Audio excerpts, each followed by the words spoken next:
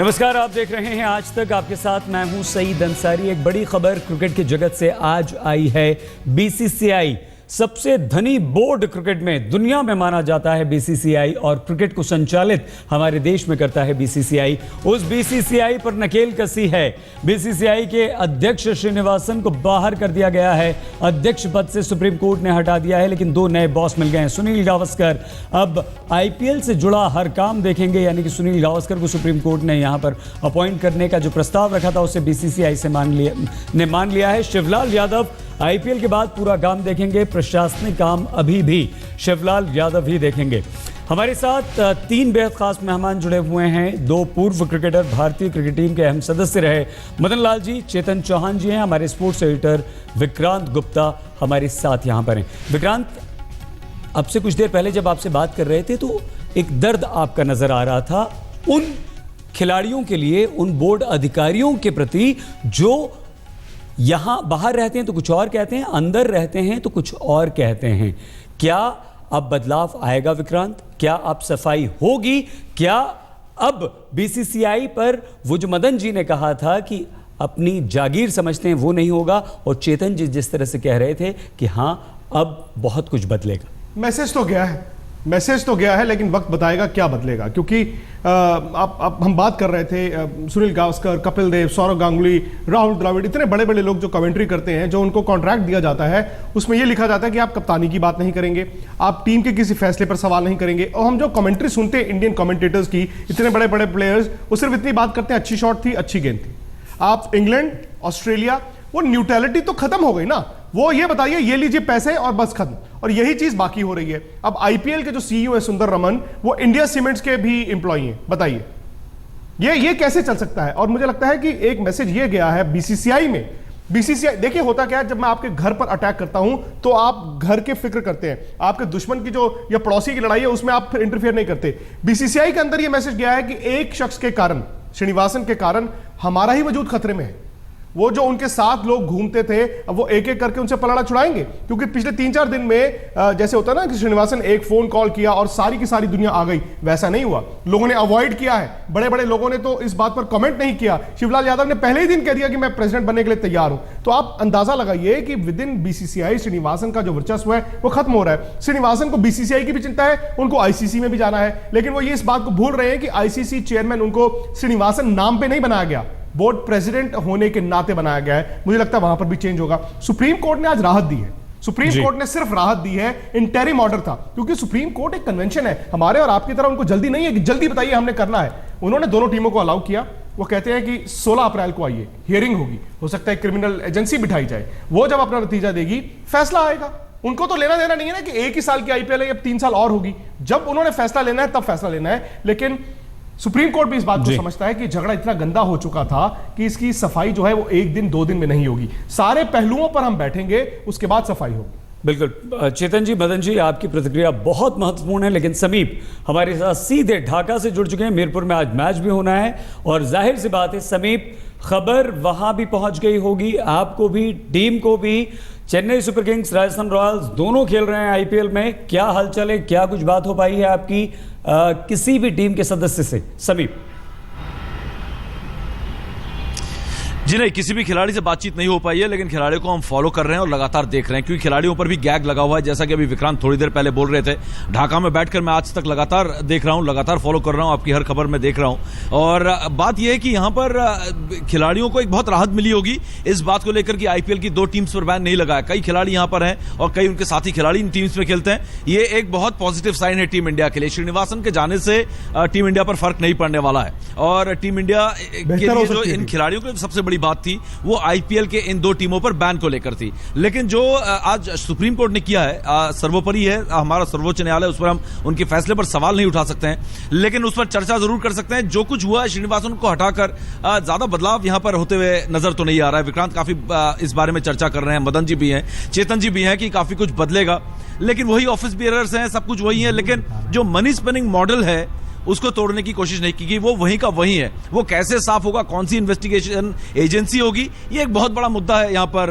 किस तरीके से एक केस आगे बढ़ता है, क्योंकि अभी श्रीनी को हटा देने से एक जो खेमा है उसके लिए तो एक बहुत बड़ी जीत है, और शायद वो वही चाहते थे कि श्रीनिवासन को हटाया जाए और हम आ जाए। और इसके अलावा शायद कोई और बदलाव यहाँ के जितने ऑफिस बेयरर हैं, अधिकारी हैं, वो ना बीसीसीआई में जाते हैं। आप कल कह रहे थे ना कि टीम भी 2 हिस्सों में बटी हुई है। एक हिस्सा वो जो कि श्रीनिवासन को चाहता है कि ना जाए, शायद वो सीएसके और बाकी जो खिलाड़ी हैं, और एक खेमा आप कल ही कह रहे थे ऐसा है जो चाहते हैं कि वो चले जाए। सईद भाई, आपसे ये जानना चाहते हैं कि अब क्या हुआ जब 1 घंटे से ये खबरें आ रही हैं कि सुनील गावस्कर इंटरिम प्रेसिडेंट होंगे, ये होगा वो होगा, दोनों टीमें, खिलाड़ियों का रुख क्या है? खिलाड़ी इस फैसले को किस तरह से देखते हैं? हर खिलाड़ी के लिए इंडिविजुअल इस फैसले का क्या मतलब है? देखिए, निश्चित तौर पे जो श्रीनी का खेमा है उसके लिए झटका जरूर है, लेकिन इतना बड़ा झटका भी नहीं है, क्योंकि उनको पता है कि सुनील गावस्कर उसके बाद इंटरिम अध्यक्ष बनेंगे, प्रेसिडेंट बनेंगे, और उसके बाद शिवलाल यादव आ रहे हैं। खास बदलाव नहीं हुआ है।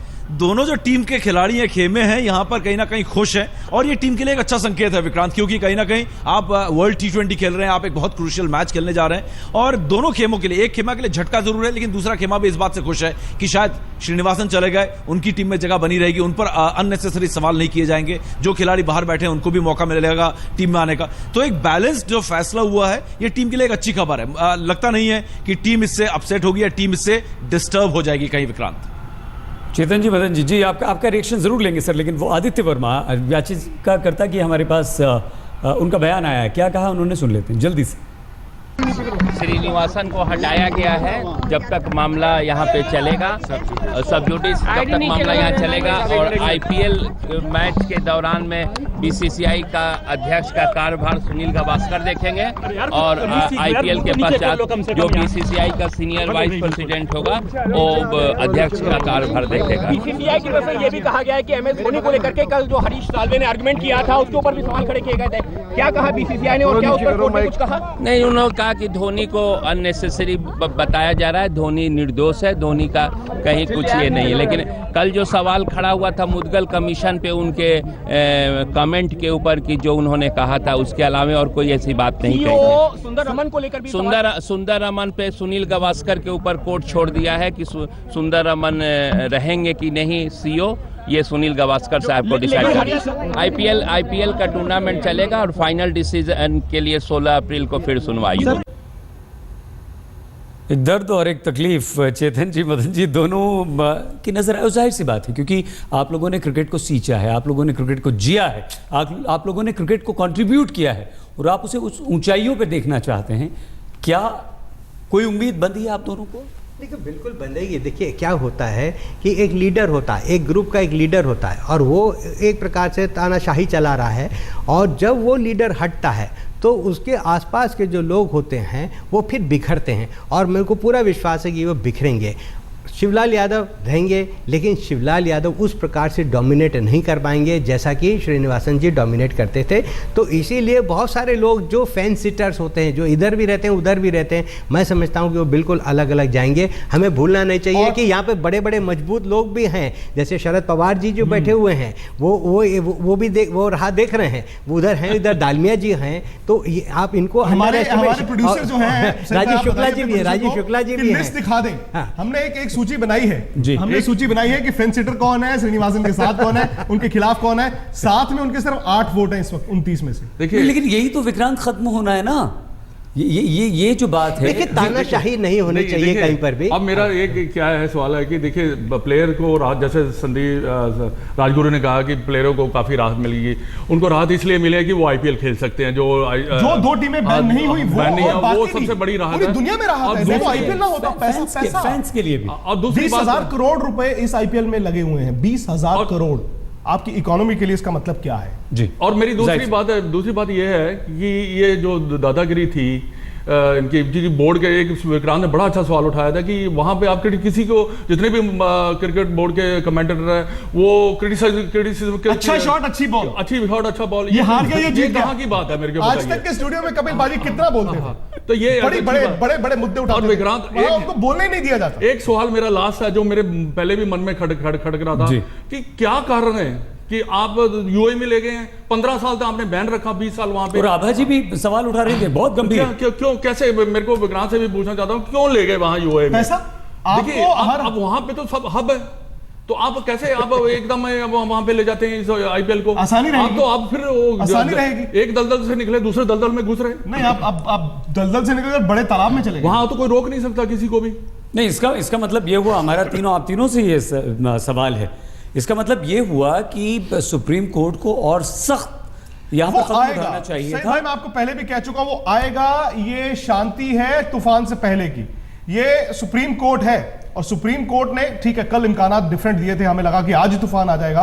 उन्होंने कहा नहीं, हम कन्वेंशन से चलेंगे। 16 अप्रैल को हियरिंग होगी, इन्वेस्टिगेशन ऑर्डर होगी, इन्वेस्टिगेशन होगी, उसके बाद आप देखेंगे तूफान आएगा। ऐसा नहीं है, ये आसानी से छूटने वाला मामला नहीं है। सीबीआई को भी दे सकते हैं, सीबीआई को दे सकते हैं, किसी को भी दे सकते हैं, और क्रिमिनल पावर्स के साथ देंगे। आपको याद है 2000 मैच फिक्सिंग में भी ऐसे ही हुआ था। सीबीआई के पास गया था, सीबीआई की रिपोर्ट के बेस पर ही तो खिलाड़ियों को बैन किया गया। चेतन जी, आप कुछ चाहे जस्टिस मुदगल हो या फिर जो अभी मान्य जो जस्टिस हैं जिन्होंने दिया है, उन्होंने क्रिकेट का इंटरेस्ट बरकरार रखा है। उन्होंने जो कुछ भी किया है, उन्होंने कहा कि क्रिकेट सफर नहीं होनी चाहिए, क्रिकेट चलती रहनी चाहिए, आईपीएल चलिए, और प्लेयर्स जो है वो उनका भी जो इंटरेस्ट है वो रखा है। चेतन जी, मदन जी, विक्रांत, हम यहाँ पर रुकेंगे। देखिए तीनों बहुत ज्यादा एक्साइटेड हैं यहाँ पर, और तीनों ये चाहते हैं, और यही बात जो चेतन जी ने कही